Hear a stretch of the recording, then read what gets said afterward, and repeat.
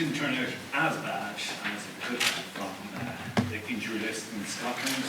Obviously, it was a couple of the boys that went off. What are your thoughts on the overall team that you've been about? It's a strong side, yeah. Happy with it, obviously. Fit and raring to go, obviously.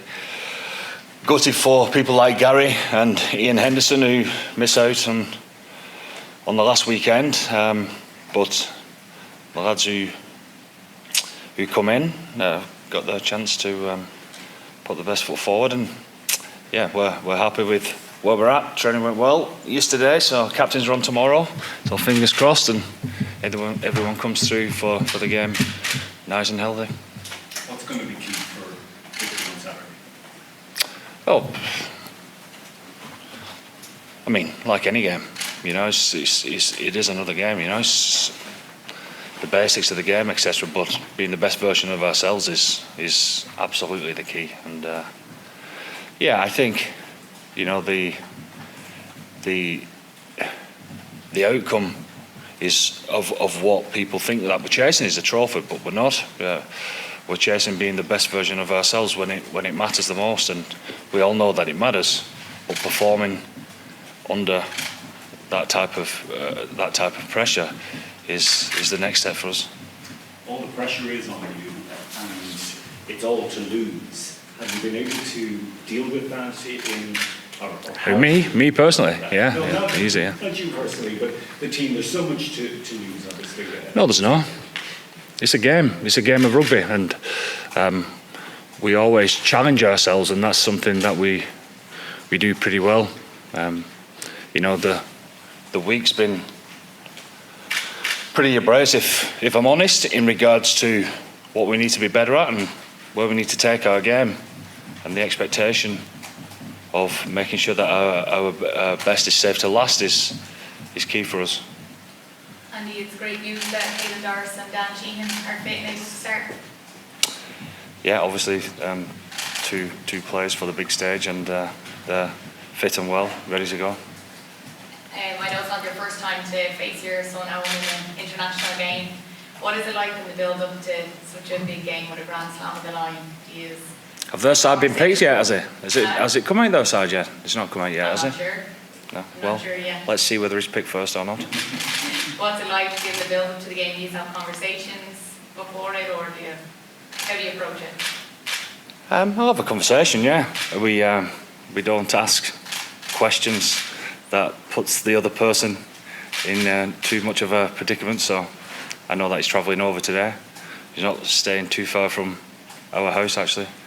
The grandkids are coming over today as well, so we'll be trying to poach them into our captain's run tomorrow, see if we can squeeze them to cheer for Ireland. We'll see how that goes.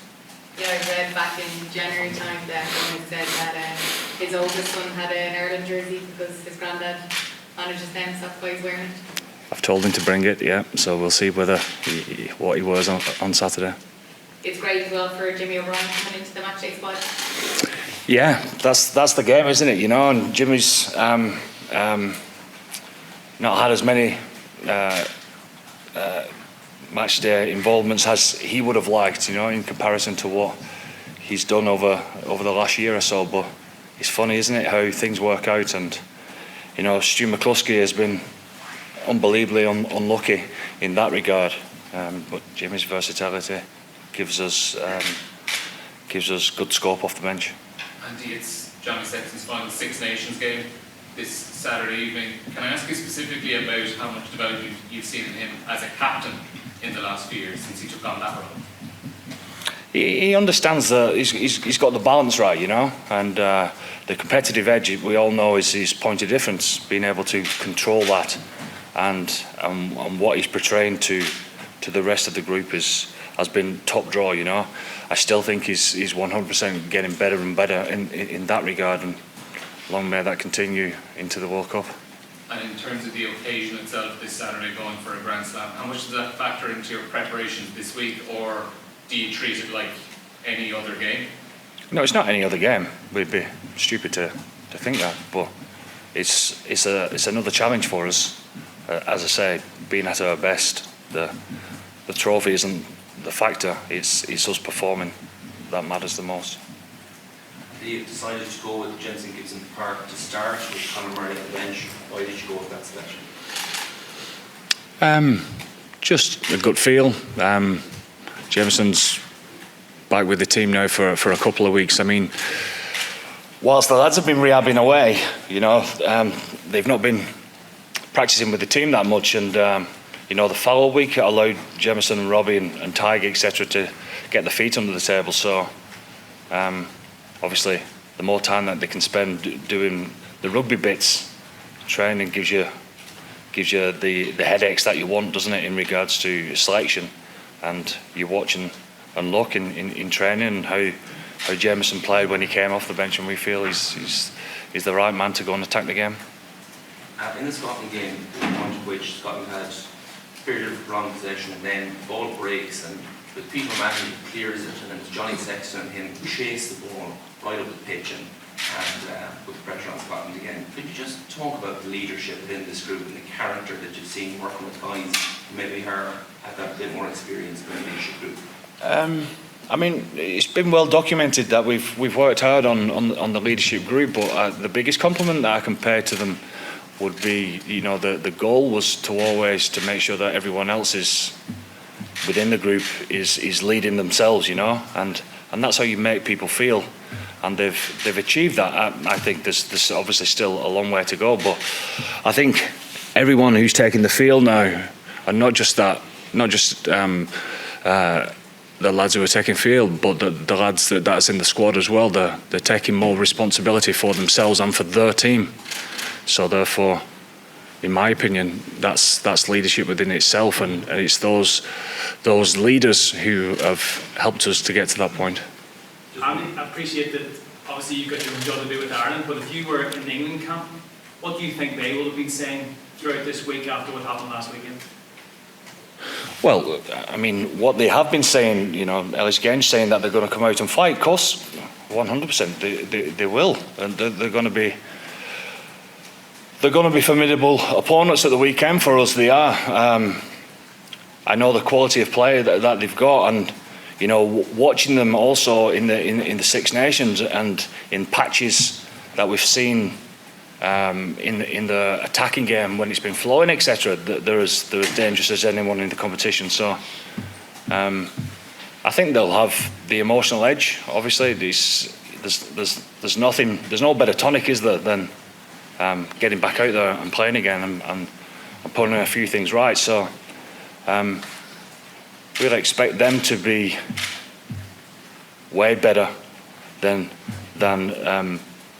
the best so far, because I know that's what's in them. I know the fight that's in the players and the coaching staff, etc. And I suppose in many ways this is the perfect weekend for them. So we're expecting them to be at the best, and yeah, that's good for us. Again, it allows us to challenge ourselves.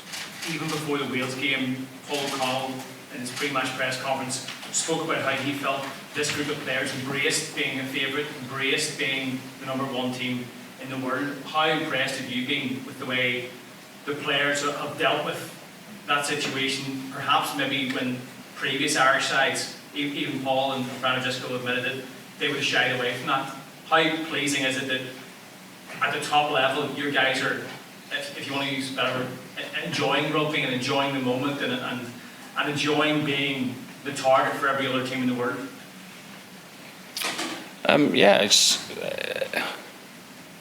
We've performed pretty well in big games, but it's never been perfect, and I think that's the answer, really, that we're always chasing something, and when you're trying to be the team that you know you can be, it's pretty difficult to nail that down every single week, so there's always something to chase, and our potential hasn't been reached yet, so there's always a realisation of what we're trying to get after and achieve, and that's always bigger than the result, so it keeps us pretty grounded. And in the last couple of Grand Slam finals have been over in Wales, over in England. Yeah. How big a factor does it have in here, and what do you want to see here maybe?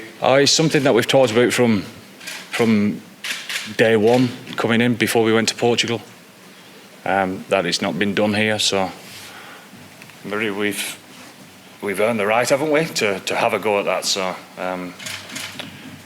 we know how much it means to the Irish people, and their support has been unbelievable for us, and I hope there's a bit of a two-way thing come on Saturday where we try and get them going and they try and get us going as well. But you can feel the buzz, but that's what we've done. We've put ourselves in the position to have a crack at this, and it's something that we've been upfront about from the beginning, which is pretty pleasing. But now we're here, we've got to deliver.